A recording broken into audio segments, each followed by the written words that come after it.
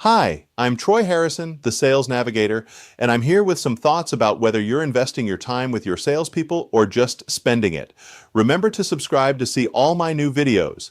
One of the biggest challenges that sales managers have is discerning whether they are investing their time with reps or just spending it. According to Webster's, invest means to expend money with the expectation of realizing a profit or material result. Spend means to pay out money in buying or hiring goods or services. Note the difference?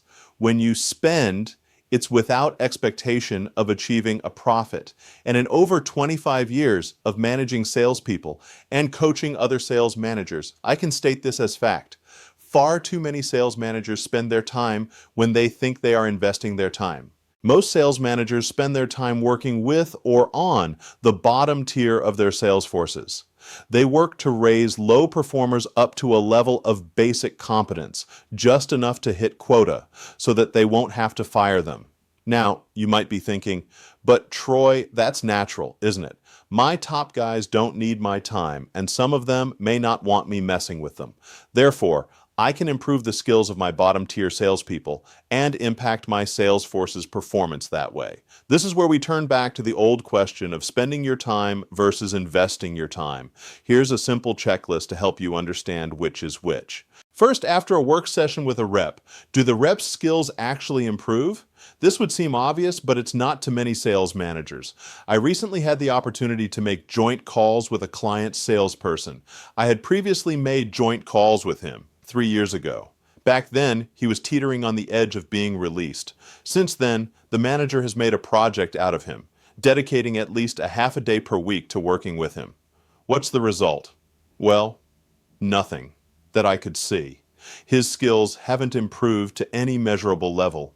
He's still not asking the right questions, fumbling in his ability to present to a customer, missing buying signs, and probably burning sales left and right.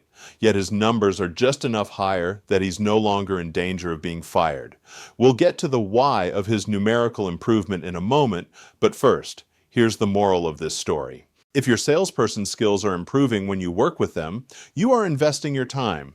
If not, you are spending your time. Second, are your joint calls focused on teaching the salesperson how to sell, or are they focused on just helping the salesperson get the deal?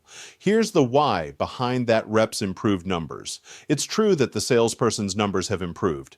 The reason is that the sales manager is going on enough important calls that more deals are getting closed. But those deals are closing because the sales manager is basically closing them himself, taking over the sales calls and making the deals happen. If you do this, you might think that you're doing your job and benefiting the company, but you're not. You're only benefiting yourself and your rep, and then only in the short term. If you're staying silent during joint calls and using them as a coaching opportunity, you're investing your time. If you are selling, you're spending your time. Third, if you took your hands off the salesperson, what would happen? Back at the office, I began probing the salesperson's sales and activity records for the past 3 years and cross-referencing them with the sales manager's vacation and travel schedule. When the sales manager wasn't there, the salesperson's activity levels dropped nearly in half, and the salesperson rarely sold any deals when the manager wasn't there. The manager was simply doing much of the work for the salesperson. If, after some time under your tutelage, the salesperson can function independently, you have invested your time. If not, you have spent it. In the review meeting with the company owner and the sales manager, I gave my analysis. I was asked by the sales manager if the salesperson should be put on a PIP, a performance improvement plan, which is basically probation. I said, that's up to you.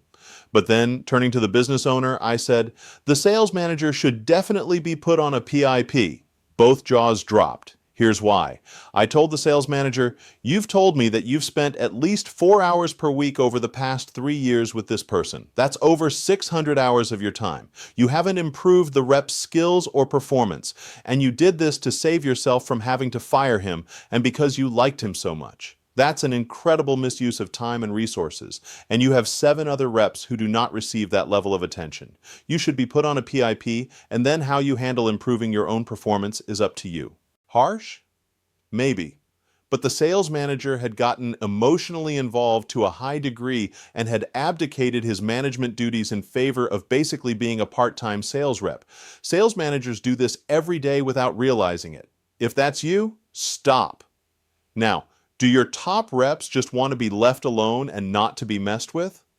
Maybe that's true in some cases. More often, time spent with a top rep builds relationships and produces dividends. If you get out and work with your top people, you may find coachable moments, and if you improve a top rep even once, they will always want to work with you. Your top reps are the ones who always want to improve, always want to sell more and produce more. If you can help them do it, that's a good investment of your time. To truly start investing your time rather than spending it, try this one simple guideline. Apportion your coaching time and make it coaching, not selling, evenly to all your mature reps, top to bottom. New reps take more time as they should, but if you divide yourself equally among your mature reps, you'll find out that your time is probably better invested with your top people.